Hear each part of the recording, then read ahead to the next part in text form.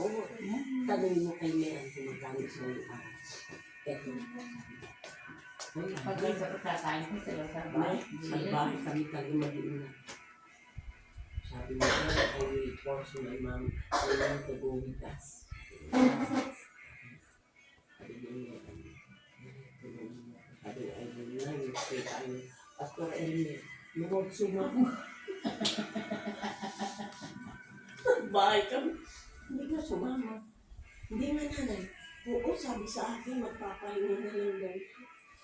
Saan di makakapunta si Sophia? Saan? Nag-prepare pa sana ni Giselle yung swimming. Basta sa bakasyon na lang ba? Hindi. Sa hotel kami pupunta. Huwag na yung pagkalata. Sabi nga lang nila, mayayabang kami, totoo naman. Wala naman kami dapat ipag... ako lang. Sabi nga ni Aileen na, ako lang din. Kaya ano, bigay ko na sa inyo. Ang gagat mo. Nagpura-pura din. Wala nga magawa si ano eh. Buti niya sinisirip yung birthday yung sasakyan. Yung galing kay Abby.